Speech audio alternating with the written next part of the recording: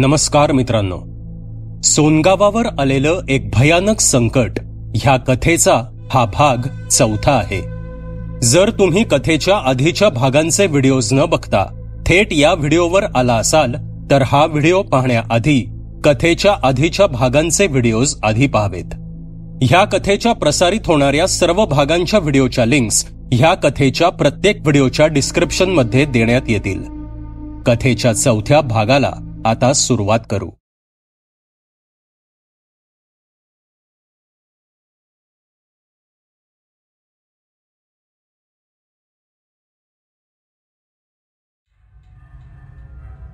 लोक आता गावामध्ये आणि शिवारामध्ये मुक्तपणे वावरू लागले होते. गावातील लहानगी पोरं विट्टी दांडू सूरपारंब्या खेळताना गावात नजरेस पडू लागली होती. भाद्रपद महिना संपत आल्याने आता भुईमुग काढणीला सुरुवात झाली होती. शिवारातील भुईमुगाच्या शेतामध्ये लोकांचे तांडेच्या तांडे दिसू लागले होते. पाऊस आता नसल्यातच जमा झाला होता. इकडे दौलतराव पाटीलही आजकाल खूप खुश राहत होते. गावावरील संकट टळल्याने त्यांच्या आनंदाला पारावार राहिला नव्हता. त्यांच्या डोंगराकडील शेतातील भुईमुग काढणी चालू होती. महादू, शिरपा आणि काही मजूर लावून काम नेटाने सुरू होतं. पण ही कामं चालतच राहणार होती. किंबहुना हळूहळू कामं वाढतच जाणार होती. त्यामुळे पाटलांनी आज तालुक्याला जाऊन शंकरला भेटायचं ठरवलं होतं. ठरल्याप्रमाणे पाटील सकाळी 11 वाजता शंकरला भेटायला तालुक्याला निघाले. शंकरला भेटून पाटील सायंकाळी तालुक्यातून परत आले. शंकरची सेमिस्टर एक्झाम लवकरच संपणार असल्याने दिवाळीला तो 25 दिवस गावी येणार होता. हे ऐकून सुनंदाबाई खुश झाल्या. इकडे संतराम वाणी सुद्धा आता चांगला सुधारला होता. आपल्या बायकोची आणि पोरांची तो काळजी घेत होता. दुकानात लक्ष घालून सणासुदीचं सामान भरत होता. भाद्रपद संपून आता अश्विन महिना सुरू झाला होता. गावातल्या लोकांना आता नवरात्रीचे वेध लागले होते. नवरात्रीत जनाईच्या मंदिराला रोषणाई करून 9 दिवस नेहमीप्रमाणे देवीची मनोभावे पूजा केली जात असे. गेल्या 8-9 महिन्यात गावात घडलेल्या त्या अभद्र घटनांना कंटाळलेली लोक आत्ताच हा सण दणक्यात साजरा करण्याच्या विचारात होती. सुगंधाच्या जाण्याने गावावर घोंगावणारं अनिष्ट टळलं होतं. त्यामुळे यंदाच्या नवरात्रीत दांड्या, लहान मुलांच्या विविध स्पर्धा, भजन कीर्तन अशा विविध कार्यक्रमांची रेलचेल असणार होती. आबालवृद्धांच्या आवडीनिवडीची काळजी घेत कार्यक्रमाची रूपरेखा आखण्यात आली होती. बघता बघता दिवस सरले आणि नवरात्र सुरू झालं. गावात धामधूम दिसू लागली. रोजची शेतातली सर्व कामं शक्य तितक्या लवकर आटपून लोक घराकडे परतू लागली. सायंकाळ होताच लोक जनाईच्या मंदिराजवळ जमू लागली. रोज रात्री 7 वाजता गावातीलच भार्गव बुवांचं प्रवचन असायचं. प्रवचन ऐकून लोक 8 वाजता घरी जात आणि जेवण आटपून 9:30 वाजेपर्यंत परत मंदिराच्या आवारात येत. मग कधी दांड्या, कधी कीर्तन तर कधी लहान मुलांच्या स्पर्धा असे कार्यक्रम असत. रात्री 11-11:30 वाजेपर्यंत सर्व कार्यक्रम संपवून लोक झोपायला जात असत. हा आता जणू साऱ्या गावाचा नित्यक्रम होता. आज रात्री गावात तालुक्यातील प्रसिद्ध रामराव बुवांचं कीर्तन होतं. सायंकाळी 5च्या दरम्यान पाटलांनी स्वतः जाऊन महाराजांना गावात आणलं होतं. रामराव बुवांचं कीर्तन म्हणजे आबालवृद्धांसाठी पर्वणीच जणू. कारण बुवा आपल्या मार्मिक पण विनोदी कीर्तन शैलीसाठी प्रसिद्ध होते. त्यामुळे सायंकाळपासूनच गावात आज रात्री होणाऱ्या कीर्तनाची चर्चा होती. कीर्तन रात्री 9:30ला सुरू होणार होतं आणि मग बुवा रात्री पाटलांच्या वाड्यावर मुक्कामाला थांबून सकाळी तालुक्याला जाणार होते. लोक जेवण उरकून 9 वाजल्यापासूनच मंदिराच्या आवारात घुटमळत होती. बाया बापड्यांनी लवकर येऊन सतरंजीवर जागा पकडली होती. सर्वजण बुवांची वाट पाहत होते. बुवा 9:30च्या दरम्यान आले आणि अभंगाला सुरुवात झाली. अभंगाला चाल लावून झाल्यावर बुवा एक एक करत अभंगातील कडव्यांची फोड करून लोकांना सांगू लागले. आधेमध्ये आपल्या विनोदी शैलीने टिप्पणी करत बुवा कीर्तन रंगात आणत होते. लोक मंत्रमुग्ध होऊन कीर्तन ऐकत होती. आधेमध्ये विठ्ठल विठ्ठल विठ्ठल असा नाद घुमत होता. तसे लोक जोशात येऊन टाळ्या वाजवत विठ्ठल नामाचा गजर करत होती. टाळकरीही बेभान होऊन टाळ कुटत होते. कीर्तनाला आता 1 तास होत आला होता आणि मंडपाच्या खांबाला टेकून बसलेल्या भिवाच्या आईचा डोळा लागू लागला. शेतातल्या कामानं तिला थकवा आला होता. काही वेळ तिने झोप आवरण्याचा प्रयत्न केला, पण खूपच झोप आल्याने ती उठली आणि गर्दीतून वाट काढत घराकडे निघाली. हळूहळू पावले टाकत ती म्हातारी आता गर्दीपासून दुरावत चालली होती. जवळपास सारा गाव कीर्तनाला जमल्याने गल्ली रिकामी होती. आज रस्त्यावरच्या दिव्यांच्या बटनाचा खटका ओढायचा राहिला असावा, त्यामुळे रस्त्यावर नेहमीप्रमाणे उजेड नव्हता. तुरळक घरांसमोर असलेला प्रकाश दिवा सोडला तर रस्ता अंधारातच होता. मध्येच एखादं भटकं कुत्रं तिच्यावर भुंकत होतं. तशी त्या कुत्र्याला ती शिव्या हसडत होती. मंदिराकडील कीर्तनाचा आवाज आता धुसर होत चालला होता आणि अचानक त्या म्हातारीच्या मागील अंधारात चालत कुणीतरी तिचा पाठलाग करू लागलं. काहीतरी होतं. अंदाजे 4-5 फूट उंचीचं, केसाळ असं. सर्वांगावर हातभर लांब केस होते. हात, पाय, अवयव आहेत की नाही नक्की सांगता येत नव्हतं, पण आकार मानवी होता आणि त्या केसाळ धडावर एक गोलाकार डोकं होतं. ते सुद्धा केसांनी आच्छादलेलं होतं. फरफटत चालत आपल्या किणट आवाजात ते हिडीस हसत जिभल्यात साठत येत होतं. त्याचे ते हातभर लांब केस त्याच्या मागून रस्ता साफ करत आहेत की काय असा भास होत होता. गल्लीतलं एक भटकं कुत्रं या प्रकाराने घाबरून बोंबलत मागून येऊन म्हातारी समोरून पुढे दिसेनासं झालं आणि एक कुजकट घाणेरडा वास नाकात घुसल्याने भिवाची आई दचकली. मागून चालणाऱ्या फरफटीचा आवाजही आता थांबला, पण तो आवाज म्हातारीच्या तीक्ष्ण कानांनी ऐकला होता. कुत्रं एवढ्या वेगानं पळालं म्हणजे त्यानं काहीतरी विचित्र पाहिलं आहे हे म्हातारीनं हेरलं होतं. काळजाची धडधड सांभाळत ती हलकेच मागे वळाली. ते केसाळ तिच्या समोरच अगदी 3 फुटांवर उभं होतं. समोर उभं असलेलं ते काय आहे हे म्हातारीला क्षणभर उमगलंच नाही. डोक्यापासून खालपर्यंत सर्वांगावर हातभर लांब केसात तोंड, कान, नाक काहीही समजत नव्हतं आणि एका क्षणात म्हातारीनं जाणलं हे आपलं मरण आहे. म्हातारीच्या कंठातून आवाज येण्याआधीच ते केसाळ तिच्यावर झेपावलं. 1-2 मिनिटाच्या संघर्षानंतर म्हातारी थंड होऊन रस्त्यावर पडली. तिचं अंग हळूहळू काळवंडू लागलं. नरडीच्या भागातून ओघळणारं रक्त रस्त्यावर पसरलं आणि ते केसाळ पाय फरफटत समोरच्या अंधारात नाहीसं झालं. नागिण मेली, अलबेल झालं, खुशीत रमला गाव, पण अभद्र टपलय अंधारात घालण्या वर्मी घाव. कीर्तन संपल्यावर गावात खऱ्या तमाशाला सुरुवात झाली. कीर्तन ऐकून येणाऱ्या लोकांनी रस्त्यावर पडलेलं म्हातारीचं मढं पाहिलं आणि साऱ्या गावात गोंधळ उडाला. पुढील 15-20 मिनिटात सारा गावच तिथे जमा झाला. कीर्तनकार रामबुवा आणि दौलतराव सुद्धा आले. मृतदेहाची अवस्था बघता मागील प्रकरणासारखीच हत्या झाल्याचं उघड होतं. म्हातारीची कातडी काळवंडली होती आणि नरडीचा घोड घेण्यात आला होता. तो प्रकार पाहून अख्खा गाव आणि दौलतराव सुद्धा हादरून गेले. अख्ख्या गावाने मिळून सुगंधाला जिवंत जाळलं होतं, पण ती अवदसा गावाचा पिच्छा सोडायला तयार नव्हती. साऱ्या सणासुदीच्या वातावरणावर दुःखाचं विरझण पडलं होतं. सारा गावच जणू कोमात गेल्यासारखा झाला होता. गर्दीत कुजबूज पुन्हा सुरू झाली. त्या चेटकिनीचंच काम हाय. आता काय बी खरं नाही गावाचं. समद्यासनी गिळणार ही अवदसा. गाव सोडायला लागतोय आता. इथं आता कोणी बी साबूत नाही. दौलतराव निशब्द होऊन काही वेळ तसेच उभे राहिले. समोर पाहिलेला प्रकार फारच भयंकर होता.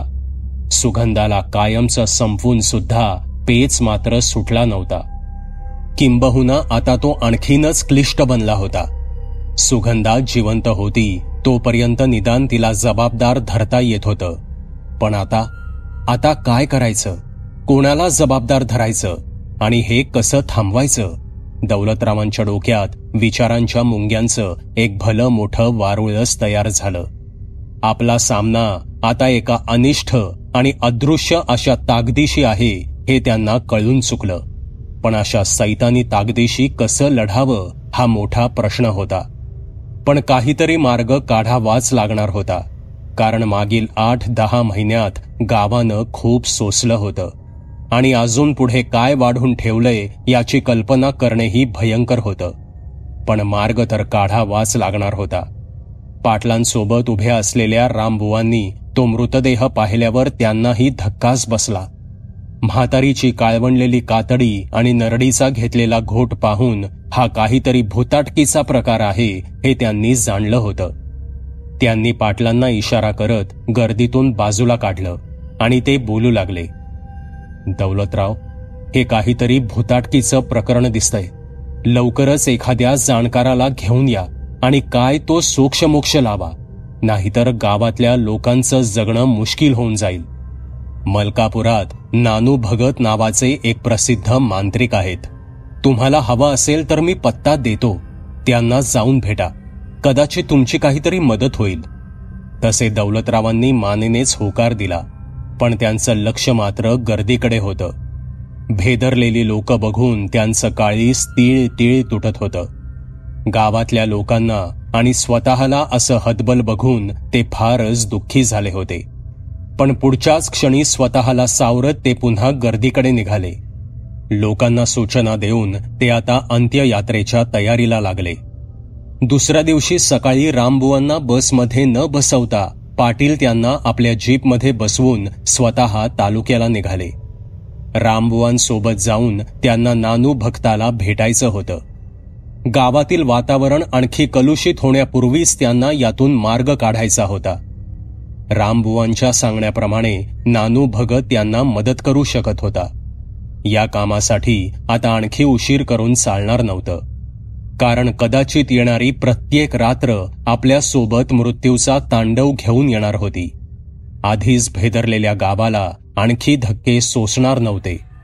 परिस्थिती आणखी चिघळण्यापूर्वी यातून मार्ग काढणं गरजेचं होतं. सकाळी 11:30च्या दरम्यान पाटील रामबुवांसोबत तालुक्याला पोचले. नानू भक्ताच्या पत्त्यावर पोचायला त्यांना पुढील 15 मिनिटे लागली. तिथे पोचल्यावर पाटलांना आपल्या समस्या घेऊन येणाऱ्या लोकांची रांगच्या रांग दिसली. पण रामबुवा भक्ताच्या ओळखीचे असल्यामुळे पाटलांना वाट पाहावी लागली नाही. रामबुवा थेट त्यांना नानू भक्ताकडे घेऊन गेले. पुढच्या 15 मिनिटात पाटलांनी आपल्या गावात मागील 10 महिने चालू असलेल्या अजब प्रकाराबद्दल नानू भक्ताला सांगितलं. सर्व काही ऐकून घेतल्यावर काहीशी चिंताक्रांत मुद्रा करून नानू भगत बोलू लागला, हे बघा पाटील, तुम्ही त्या कासरणीला जाळली खरी, पण ती चेटकीण तिचा बदला घ्यायला मेल्यानंतर सुद्धा परत आलीये तुमच्या गावात. पण काळजी करू नका, एक उपाय आहे माझ्याकडे. थोडं खर्चिक काम आहे, पण कायमचा उपाय होईल. नानू भक्ताच्या शब्दांनी पाटलांना धीर आला. कायमचा उपाय होणार असेल तर कितीही खर्च करायची त्यांची तयारी होती. पाटलांनी नानू भक्ताला आजच सोबत येऊन काय ते उपाय करण्याची विनंती केली. नानू भक्ताने पाटलांना 4:30 नंतर गावी जाऊन आजच काय ते करू असं सांगितलं. नानू भक्ताची आजच गावी येण्याची तयारी पाहून पाटील खुश झाले. सायंकाळी 4:30ला न्यायला येतो असं सांगून पाटील रामबुवांसोबत परत जीपमध्ये बसले. पुढील 10 मिनिटात त्यांनी रामबुवांना त्यांच्या घरी सोडलं. दुपारचा 1 वाजत आला होता. अजून 3.5 तास वेळ होता. त्यांनी शंकरकडे जाऊन दुपारचं जेवण त्याच्या सोबतच करण्याचं ठरवलं. शंकरला भेटल्यावर पाटलांनी गावात घडलेला सगळा प्रकार त्याला सांगितला आणि गावी परत जाताना नानू भगतला सोबत घेऊन जात असल्याचंही सांगितलं. शंकरला अशा भुताटकीच्या प्रकारावर फारसा विश्वास नव्हता. त्यात या नानू भक्ताबद्दल तो ऐकून होता. नानू भगत हा मांत्रिक म्हणून प्रसिद्ध असला तरी बरेच लोक त्याला ढोंगी सुद्धा मानत होते. पण दौलतरावांनी ठरवलंय म्हणजे योग्यच विचार केला असेल असा विचार करून तो काहीही बोलला नाही. दुपारी 4च्या दरम्यान पाटील शंकरच्या हॉस्टेलवरून नानू भक्ताला घ्यायला निघाले. 15 मिनिटात नानू भक्ताच्या घरी पोचल्यावर त्याने पाटलांना सामानाची एक भली मोठी यादी दिली. त्या यादीत यज्ञ सामग्री, खारीक, खोबरं, सुपाऱ्या, धूप अगरबत्ती असं बरंच काही सामान होतं. पाटलांनी नानू भक्ताला गाडीत बसवलं आणि गाडी घेऊन ते बाजारपेठेतील पूजा सामग्रीच्या दुकानात गेले. अर्ध्या तासात सगळं सामान गाडीत भरून गाडी पुन्हा सोनगावाकडे निघाली. गावात पोचताच नानू भगत चौकातच उतरला आणि मी पायीच फिरून गाव पाहतो असं म्हणत चालू लागला. मग पाटलांनी सुद्धा गाडी चौकातच उभी केली आणि त्याच्यासोबत चालू लागले. पाटलांसोबत फिरणाऱ्या विचित्र वेशातील मांत्रिकाला पाहून लोक पाटलांच्या सोबत चालू लागले आणि इशाऱ्याने त्या मांत्रिकाबद्दल विचारू लागले. पाटलांनी मांत्रिकाला गावात आणण्याचा उद्देश लोकांना सांगितला तशी लोक खुश झाली. पाटलांनी नानू भक्ताला संतराम वाण्याचं जळालेलं ते घर दाखवलं. चित्रविचित्र हावभाव करत, तोंड विचकटून काहीतरी पुटपुटत नानू भगत त्या घरासमोर थोडा वेळ उभा राहिला आणि तो पाटलांना म्हणाला, त्या बाईचा आत्मा इथल्या घरातच राहतोय. आपल्याला विधी या घरासमोरच्या जागीच करावा लागेल. रात्री 10 वाजता विधी चालू करू. बघू कुठे पळते ती अवदसा. आज तिचा शेवटच करू. नानू भगतचं हे बोलणं ऐकून पाटील आणि सोबतची गर्दी फारच खुश झाली. आज रात्री डोळ्यांना चांगलाच खुराक मिळणार असल्यानं तरुण पोरं चेकाळली होती. नानू भगत आणि पाटील गाडीत जाऊन बसले आणि गाडी वाड्याच्या दिशेनं निघून गेली. नानू भगत गावात आल्याची बातमी बघता बघता साऱ्या गावात पसरली. साऱ्या गावात चैतन्याचं वातावरण निर्माण झालं. लोक आतुरतेने रात्र होण्याची वाट पाहू लागली. भेदरलेल्या आयाबायांनी मनोमन पाटलांचे आणि जनाईचे आभार मानले आणि ही अवदसा कायमची निघून जावी म्हणून प्रार्थना सुद्धा केली. रात्री 9:30च्या दरम्यान पाटील, नानू भगत, शिरपा आणि महादू वाड्यातून बाहेर पडले. शिरपा आणि महादूकडे विधीचं सर्व सामान भरलेल्या 2 पिशव्या होत्या. हातात टॉर्च घेऊन पाटील पुढे चालत होते. संतराम वाण्याच्या जुन्या घराकडे जाणाऱ्या पाटलांना पाहून हळूहळू लोक सुद्धा त्यांच्या मागून चालू लागली. त्या जळालेल्या घरासमोर पोचेपर्यंत 50-60 लोक जमा झाले होते. त्यात काही 10-12 वर्षांची मुले सुद्धा होती. नानू भक्ताने त्या मुलांना त्वरित घरी जायला सांगितलं. आता नानू भगत त्या जळालेल्या घरासमोरील रस्त्यावर फतकल मांडून बसला. त्यानं विधीचं सामान त्याच्या बाजूला ठेवायला सांगितलं. सोबत आणलेल्या विटा मांडून त्यानं एक छोटासा होम तयार केला. त्याच्या बाजूला होमाचं सामान मांडण्यास त्याने सुरुवात केली. गर्दी अधीर होऊन हे सगळं पाहत होती. पुढील 20 मिनिटे नानू भगत तोंडातल्या तोंडात काहीतरी पुटपुटत ते सर्व सामान मांडत होता. आता 10 वाजत आले होते. होमाची सगळी तयारी झाली होती. नानू भक्ताने वरती पाहत पाटलांना आणि सगळ्या गर्दीला मागे हटण्यास सांगितलं. पाटलांनी आपल्या हातातला टॉर्च तसाच चालू ठेवून खाली ठेवला आणि लोकांना मागे हटण्याबद्दल सांगून ते स्वतःही मागे जाऊ लागले. नानू भक्तापासून अंदाजे 200 मीटर मागे आल्यावर पाटलांनी एवढं लांब बस का म्हणून विचारलं. तसं त्याने ठीक आहे तिथेच थांबा असं सांगितलं आणि होम पेटवला. होमात समिधा टाकत त्याने मोठमोठ्याने मंत्रोच्चारण सुरू केलं. विचित्र हावभाव करत मोठमोठ्याने ओरडत त्याने विधी चालू केला. दूरवर उभी असलेली गर्दी डोळे विस्फारून हे सर्व काही पाहत होती. आता कोणत्याही क्षणी आपल्याला भूत दिसेल अशी त्या गर्दीची अपेक्षा होती. विधी सुरू होऊन जवळजवळ अर्धा तास झाला, पण नानू भगतच्या सभोवती कसलीही हालचाल जाणवत नव्हती. विचित्र हावभाव करत मोठमोठ्याने ओरडत त्याचे मंत्रोच्चारण सुरूच होते. गर्दीतली म्हातारी माणसं आता विडी पेटवू लागली. तरुण पोरं सुद्धा काहीशी वैतागून चला पाराकडे निघूया असे म्हणत खुणावू लागली आणि इतक्यात काहीतरी हालचाल जाणवली. अचानक नानू भगत बसलेल्या भागात वेगाने वारा वाहू लागला. त्या प्रकाराने भगत काहीसा दचकला आणि आजूबाजूला पाहू लागला, पण काहीही दिसलं नाही. त्याने मंत्रपठण सुरूच ठेवलं आणि इतक्यात त्याच्या डोक्यावरचे ते लांबसडक केस वरती उचलले जाऊ लागले. गर्दीला नानू भगतचे ते उंचावलेले लांब केस स्पष्ट दिसत होते. लोक डोळे फाडून ते पाहत होती. भक्ताच्या मागे काही दिसतं का तेही पाहत होती, पण काहीही दिसत नव्हतं. दौलतराव इशाऱ्याने भक्ताला त्या केसांबद्दल सांगत होते, कारण उंचावलेले केस भक्ताच्या लक्षात आले नव्हते. तो विचित्र हावभाव करत ओरडतच होता आणि अचानक त्या उंचावलेल्या केसांसोबत तो उचलला जाऊ लागला. त्या प्रकाराने नानू भगत जोराने ओरडू लागला. तो फारच घाबरला होता, पण गर्दीला वाटलं की ही त्याच्या दिव्य शक्तीची कमाल आहे. नानू भगत आता चांगला 7-8 फूट उचलला गेला होता. लोक भान हरपून तो नजारा पाहत होती आणि इतक्यात नानू भगत जोराने वाचवा वाचवा असे ओरडू लागला. तशी गर्दी दचकली. बघता बघता नानू भगतचा आवाज घोगरा होऊ लागला. त्याचा गळा आवळला जाऊ लागला. भेदरलेली गर्दी आता अजून काहीशी मागे सरकली आणि अचानक भगतच्या गळ्यातून रक्ताच्या चिळकांड्या उडू लागल्या आणि एक भीषण गुरगुर ऐकू येऊ लागली. तशी घाबरलेली लोक वाट मिळेल तिकडे सैरा वैरा पळू लागली. लोक बेभान होऊन पळत होती. एका म्हातार्याचं धोतर सुटलं. निर्यातल्या विड्याचं बंडल खाली पडलं. म्हातारं धोतर तिथे सोडून लंगोटवर तसंच पळालं. एका तरुणाने ते विड्याचं बंडल हळूच खिशात टाकून घर गाठलं.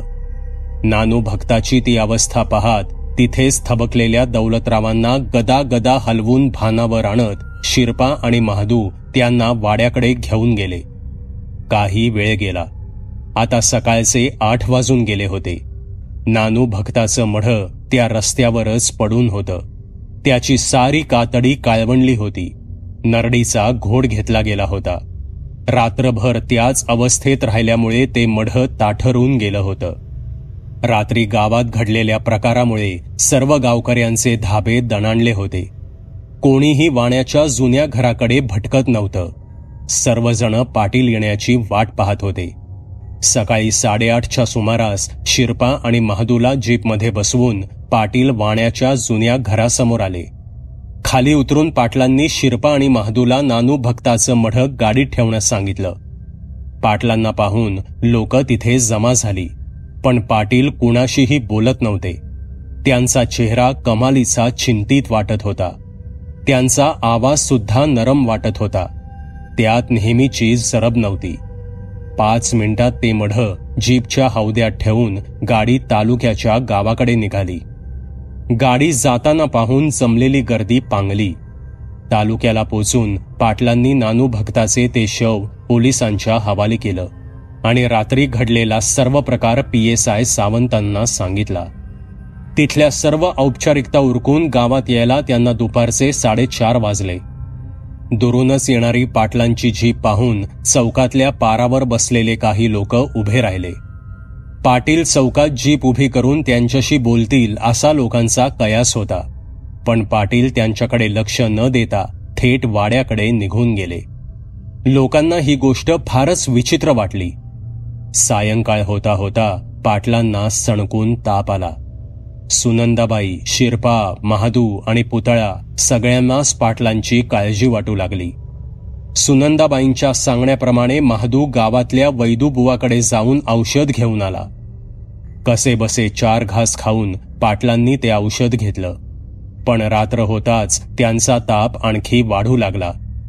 पाटील आजारी पडल्याची बातमी बघता बघता साऱ्या गावात पसरली. रात्री 10 वाजेपर्यंत लोकांचे थवेच्या थवे वाड्याकडे येऊ लागले.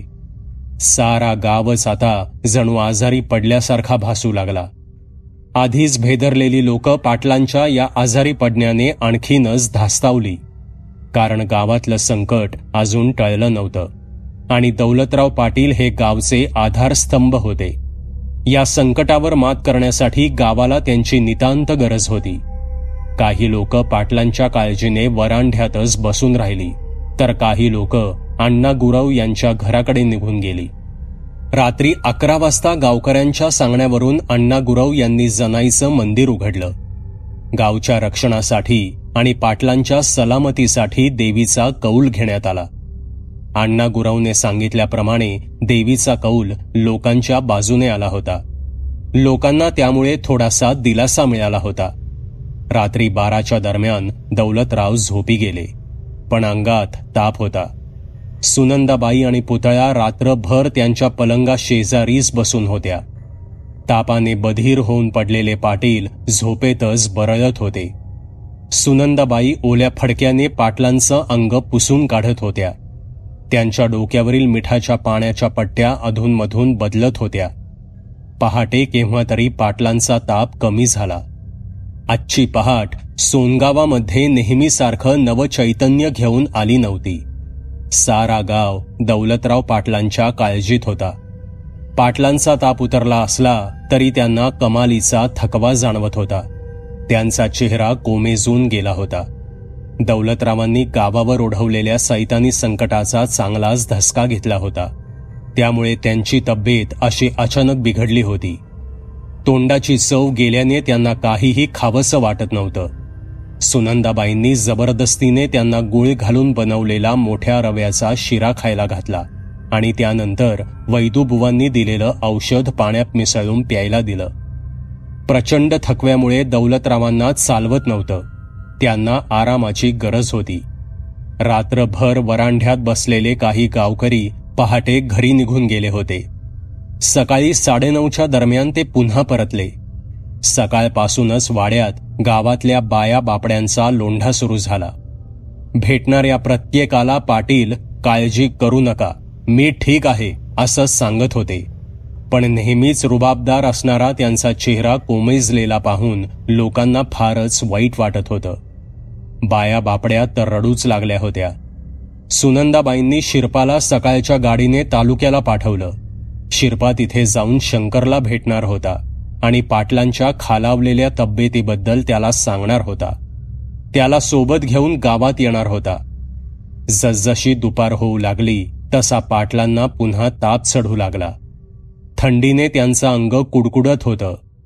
चढलेल्या तापासोबत गावकऱ्यांची काळजी सुद्धा वाढत होती. सगळे आता शंकर येण्याची वाट पाहत होते. सायंकाळी 4:30च्या बसने शिरपा आणि शंकर गावात आले. शंकर वाड्यात पोहोचताच दौलतरावांच्या खोलीत आला. दौलतरावांचा मलूल चेहरा पाहून त्याला फारच वाईट वाटलं. स्वतःच्या वडिलांना इतका आजारी पडलेल्या अवस्थेत तो पहिल्यांदाच पाहत होता. पण पुढच्याच क्षणी स्वतःला सावरून तो सुनंदाबाईंना सांगू लागला, आई, तुम्ही तयारी करा. आपल्याला दादांना तालुक्याच्या हॉस्पिटललाच न्यावं लागेल. पुढील अर्ध्या तासात सर्व तयारी झाली. शंकरने जीप काढली. पाटलांना आधार देऊन जीपमध्ये बसवण्यात आलं. सुनंदाबाई, शंकर आणि शिरपा जीपमध्ये बसले. पुतळा आणि महादूला घर सांभाळायला सांगून पदराने डोळे पुसत सुनंदाबाईंनी त्यांचा निरोप घेतला आणि गाडी तालुक्याकडे निघाली. शंकर दौलतरावांना थेट तालुक्याच्या सरकारी इस्पितळात घेऊन गेला. तिथे त्यांना दाखल करण्यात आलं. डॉक्टरांनी दौलतरावांवर त्वरित उपचार सुरू केले. दुसऱ्या दिवशी सकाळच्या बसने शिरपा तालुक्याहून गावात आला.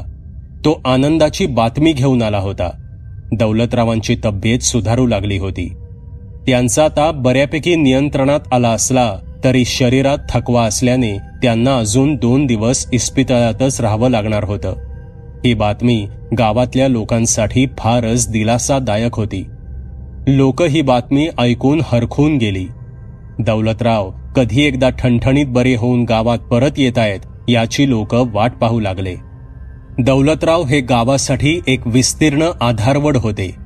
त्यांच्या या अशा अचानक आजारी पडण्याने गाव फार चिंतित झाला असला तरी आता चिंता नव्हती. 2 दिवसांनंतर दौलतराव पुन्हा आपल्या त्याच तोऱ्यात गावात परतणार होते. पुढील 2 दिवस मात्र गावकऱ्यांना एक चिंता लागून राहिली होती. ती चिंता म्हणजे गावातल्या त्या अभद्र सावलीची. या 2 दिवसात त्या सैतानी शक्तीने कसलाही घातपात करू नये ही प्रार्थना सर्वजण करत होते. किंबहुना इस्पितळात असलेल्या दौलतरावांना सुद्धा तीच काळजी लागून राहिली होती. पण पुढील 2 दिवस दैवाने गावाची साथ दिली. कसलाही अभद्र प्रकार गावात घडला नाही. तिसऱ्या दिवशी सायंकाळी 5 वाजता दौलतराव आपल्या कुटुंबासोबत गावात हजर झाले. गावकऱ्यांनी त्यांना चौकातच थांबवलं. शिरपाच्या हाताचा आधार घेत दौलतराव सावकाश जीपमधून खाली उतरले आणि गर्दीकडे चालू लागले. सगळी लोक फार आतुरतेने या क्षणाची वाट पाहत होते. काही बाया बापड्या तर सुनंदाबाईंच्या गळ्यात पडून आनंदाने रडूच लागल्या. दौलतराव आपल्या नेहमीच्या करारी आवाजात गरजले, भ्याला का काय जणू समधी, पर एवढ्या लवकर जातो का काय मी तुम्हासनी असं सैतानाच्या दारात सोडून. आता लय घोर लावू नका जीवाला, मी आलोय नव, करू काहीतरी त्या बयेचं. एवढं बोलून पाटलांनी हात जोडून सगळ्यांना नमस्कार केला आणि जीपमध्ये बसून ते वाड्याकडे जायला निघाले. पाटलांनी सगळ्यांना धीर दिला असला तरी एक प्रश्न मात्र वासून त्यांच्या समोर उभा होता. तो म्हणजे या सैतानी संकटाचं करायचं तरी काय. त्यांनी गावकऱ्यांना आशा तर दिली होती, पण त्यांचं स्वतःचं मन मात्र कुठेतरी खोल निराशेच्या गर्तेत हेलकावे खात होतं. खरं तर याच कारणामुळे तर ते आजारी पडले होते. सायंकाळीही बऱ्याच लोकांनी वाड्यावर येऊन दौलतरावांच्या तब्येतीची चौकशी केली. इच्छा नसतानाही थोडंसं खाऊन डॉक्टरांनी दिलेली औषधं घेऊन दौलतराव झोपी गेले. रात्रीचं जेवण उरकल्यावर महादू, शिरपा आणि शंकर गप्पा मारत वाड्याच्या समोरील अंगणात बाजल्यावर बसले होते. दौलतराव आजारी पडण्यापूर्वी घडलेला नानू भगतचा किस्सा शंकरला माहिती नव्हता. शिरपा आणि महादूने तिखट मीठ लावून तो किस्सा शंकरला सांगितला. शंकरला या बोलण्यात फारसं तथ्य वाटत नव्हतं. मुळातच असल्या गोष्टींवर त्याचा विश्वास नव्हता. तरीही गप्पा म्हणून तो या गोष्टी ऐकत बसला होता. कुतूहलाने शंकरने त्या दोघांना विचारलं, तुम्ही किंवा गावातल्या कुणीही समोर पाहिलंय का असं काही?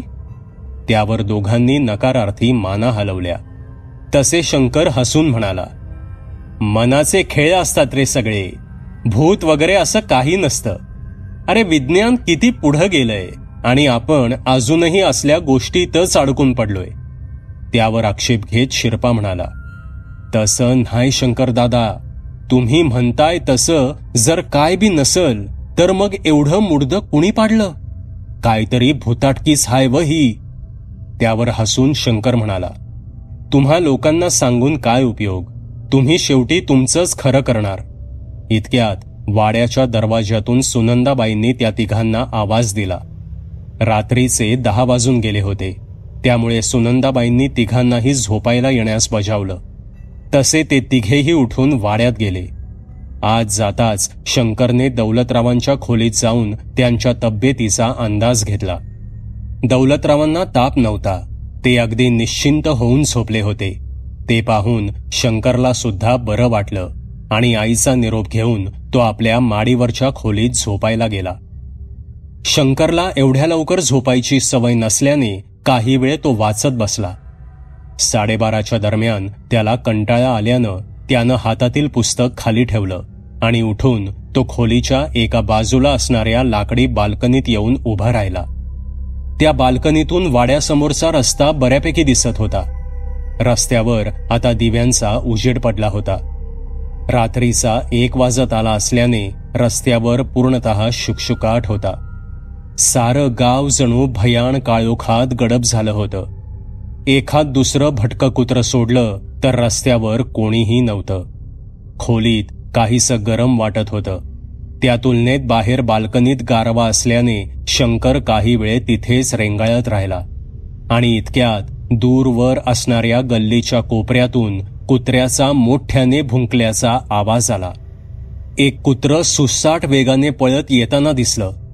ते कुत्रं ओरडत अगदी वेगाने वाड्यासमोरून दुसऱ्या दिशेला निघून गेलं. अगदी 7-8 सेकंदात त्या कुत्र्यानं इतकं मोठं अंतर पार केलेलं पाहून शंकरला थोडं विचित्र वाटलं. कुत्र्याने निश्चितच काहीतरी विचित्र गोष्ट पाहिली आहे आणि त्यामुळेच ते पळालं आहे हे शंकरला समजलं. बाल्कनीत उभा राहून तो एकटक त्या दिशेने पाहू लागला. त्या बाजूला असणाऱ्या रस्त्याच्या दिव्याचा उजेड काहीसा मंद असल्याने समोरील अंधारात काहीही नीट दिसत नव्हतं. कुतूहलापोटी शंकर डोळे ताणून तिकडेच पाहत होता. पुढील 1-2 मिनिटातच त्याला एक विचित्र आवाज येऊ लागला. सर सर सर असा तो एक लयबद्ध आवाज होता. तो आवाज जमिनीवर काहीतरी ओढल्याचा किंवा फरफटत नेल्याचा आहे हे शंकरनं ओळखलं. बाल्कनीत खाली बसून लपूनच तो कुतूहलाने त्या दिशेकडे पाहू लागला. गावात होणाऱ्या अभद्र खुनांमागे कोणीतरी व्यक्तीचाच हात आहे याची शंकरला खात्री होती आणि अनावधानाने तोच व्यक्ती आपल्याला पाहायला मिळेल की काय असा विचार करून शंकर बाल्कनीत दबा धरून बसला होता. आणि इतक्यात शंकरनं पाहिलं. समोरील अंधारातून बाहेर येत एक विचित्र अशी काळसर आकृती रस्त्यावरील दिव्यांच्या प्रकाशात दिसू लागली. ती एक 4-5 फूट उंचीची मानवी आकृती होती. शंकरची उत्सुकता आता शिगेला पोचली होती. गुन्हे शाखेतील पोलिसांची एखादी गुप्त कारवाई पार पाडत असल्याच्या आविर्भावात तो तिथे लपून होता. डोळे फाडून तो त्या आकृतीकडे पाहत होता. पण ती आकृती जवळजवळ 300 मीटर अंतरावर असल्याने त्याला काहीही नीट दिसत नव्हतं. ती आकृती हळूहळू वाड्यासमोरील रोडकडे येत होती. त्यामुळे शंकरने तिथेच दबा धरून थांबण्याचा विचार केला. ती काळसर आकृती पाय फरफटत हळूहळू त्या रस्त्यावरून पुढे सरकत होती. तिच्या त्या फरफटत चालण्याचा आवाज हळूहळू वाढू लागला होता. मंद गतीने ती आकृती रस्त्यावरून पुढे सरकत होती. आजूबाजूची चाहूल घेत होती. रस्त्यावरील भटकी कुत्री कुठल्या कुठे गायबच झाली होती. आता हळूहळू एक मंद गुरगुर शंकरला ऐकू येऊ लागली. ती आकृती जवळजवळ 200 फुटांवर आली होती आणि रस्त्यावरील एका दिव्याच्या उजेडात येताच शंकरला आता ती स्पष्ट दिसू लागली. ती आकृती पाहताच शंकरचं काळीज धडधडू लागलं. कारण ती आकृती मानवी नव्हती. पूर्ण केसाळ अशी ती विचित्र आकृती फारच भयानक दिसत होती. सर्वांगावर हातभर लांब केस असणाऱ्या त्या आकृतीच्या हातांमध्ये एक कुत्र्याचं धड होतं आणि त्या कुत्र्याच्या धडाचे लचके तोडत ती आकृती हळूहळू पुढे सरकत होती. आपण काय पाहतोय हे शंकरला क्षणभर उमगलंच नाही. त्यानंतर भानावर येत श्वास रोखत तो त्या आकृतीकडे पाहू लागला. ती आकृती मंद पावले टाकत फरफर आवाज करत वाड्यासमोरून पुढे निघून समोरील अंधारात नाहीशी झाली. जीव मुठीत धरलेल्या शंकरला दरदरून घाम सुटला. त्यानं जे पाहिलं होतं ते या गावात कोणीही पाहिलं नव्हतं आणि ज्यांनी कोणी पाहिलं होतं ते सांगायला जिवंतच राहिले नव्हते. धडपडत आपला श्वास सांभाळत शंकर कसाबसा उठला. बाल्कनीतून आत जाऊन दरवाजा नीट बंद करून तो झोपी जाण्याचा प्रयत्न करू लागला. दुसऱ्या दिवशी सकाळी शंकरने रात्री पाहिलेला प्रकार दौलतरावांना सांगितला. हे ऐकून आधीच चिंतेत असलेल्या दौलतरावांची चिंता आणखीनच वाढली. काहीतरी अभद्र गोष्ट आपल्या गावात अशी मोकाट फिरतीये आणि दिसेल त्याचा फडशा पाडतीये ही गोष्ट काळजाचा थरकाप उडवणारी होती. दौलतरावांनी खात्री करावी म्हणून महादू, शिरपा आणि शंकरला त्या अभद्राने मारलेलं कुत्रं मिळतं का ते पाहायला सांगितलं. पुढील अर्ध्या तासात ते तिघेही कुत्र्याचा शोध घेऊन वाड्यात परत आले. त्यांना वाड्यासमोर रस्त्याच्या टोकाशी एका कुत्र्याचं पूर्ण पोखरून खाल्लेलं शरीर दिसलं होतं. ही बाब कळताच दौलतरावांच्या काळजाचा जणू ठोकाच चुकला. त्यांची मुद्रा चिंताक्रांत झाली. कारण शंकरने रात्री पाहिलेला प्रकार हा भास नसून खरंच तसा प्रकार घडला आहे हे आता सिद्ध झालं होतं. शंकरच्या सांगण्याप्रमाणे ती अभद्र केसाळ आकृतीच हे खून करत आहे हे आता स्पष्ट झालं होतं. आता यातून मार्ग कसा काढायचा हाच एक यक्ष प्रश्न उरला होता. काय करावं, काय डोसकस चालना, दौलतराव हताश होऊन म्हणाले. त्यांचा तो बदललेला सूर पाहून शंकर त्यांना दिलासा देण्याचा प्रयत्न करू लागला. दादा, तुम्ही काळजी करू नका. आपण काहीतरी मार्ग शोधून काढू. पण तुम्ही शांत राहा, नाहीतर तुमची तब्येत आणखी बिघडेल. त्यावर कातर स्वरात दौलतराव उद्गारले. अरे अख्खा गाव हाय मरणाच्या दारात आणि शांत राहू म्हणतोस? कसा शांत राहू मी? माझं मलाच कळना झालंय बघ. आता पुढे काय बोलावं आणि वडिलांना धीर कसा द्यावा शंकरला सुचतच नव्हतं. पलंगावर झोपलेल्या दौलतरावांचा हात हातात घेत तो काही वेळ तसाच बसून राहिला. दुपारचं जेवण करून शंकर माडीवरच्या आपल्या खोलीत वाचत बसला होता. पण रात्री पाहिलेल्या त्या प्रसंगाने त्याला झपाटून टाकलं होतं. त्यामुळे त्याचं वाचनात लक्षच लागत नव्हतं. गावासमोर उभ्या ठाकलेल्या संकटाबद्दल आणि या संकटातून बाहेर निघण्याबद्दल विचार करत तो शून्यात हरवून गेला होता. नानू भक्ताची झालेली अवस्था मनाचा थरकाप उडवणारी होती. त्यामुळे आता या संकटातून मार्ग काढायचा तरी कसा, हा प्रश्न शंकरला सतत भेडसावत होता. सबस्क्राईब करा एटी स्टोरीटेलर चॅनलला आणि बेल आयकन दाबून ऑलवर क्लिक करा आमचे व्हिडिओज सगळ्यात आधी बघण्यासाठी.